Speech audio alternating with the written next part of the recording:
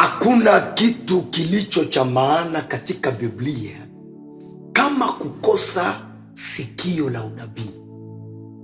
Sasa wahubiri wengi wametuvuruga, wametuambia kama maombi ni silaha. Mu revelation ya parole na mu écriture ya parole, maombi haiko silaha. Maombi inakuya nyuma. Paulo mtume anatudecrire kutuambia kama mu Efesien 6:11 anasema hivi: vaeni silaha zote za ili mupate kuizima, amen, ile mishale ya yule muovu shetani. Wahubiri wanatuambia kama maombi ni yaro. Na ndio maana unakutana waombaji ama washirika wako wanapigana na mapepo na kuzideloshe kila wakati. Haiko vile. Silaha ambazo tutazitumia, kwanza neno la Mungu, amen.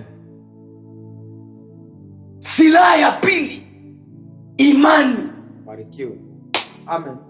Silaha ya tatu, chapeo ya wokovu, amen. Wokovu ikae ndani yetu, amen, amen. Anasema Paulo, na tuvae viatu kwa utayari wa pasaji wa habari njema.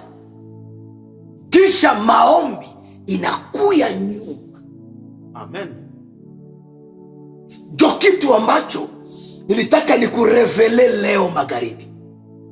Yes. Tusijue kama maombi ni silaha. Never. Hata Kristo mwenyewe angejua kama maombi ni silaha, hangetumia neno, amen. Paske ni parole njo ilishinda shetani apres avoir kuomba.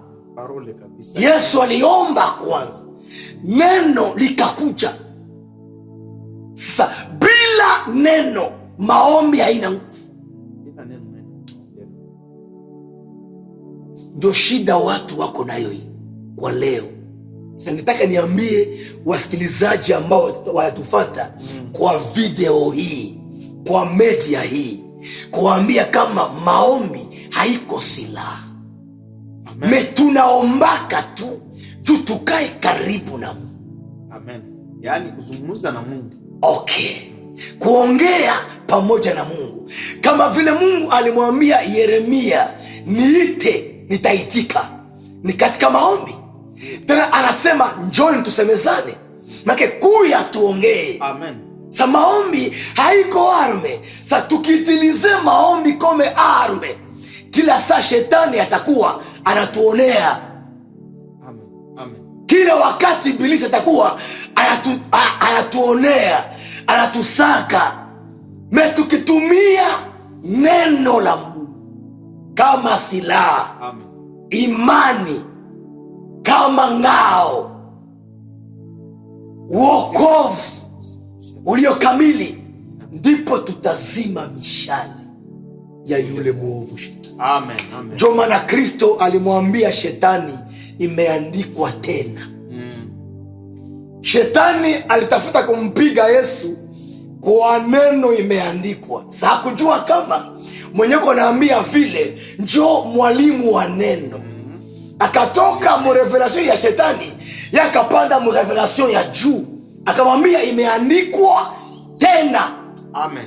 Mtu hataishi kwa mkate bali kwa neno litokalo kinywani mwa Mungu, amen, amen. Yes.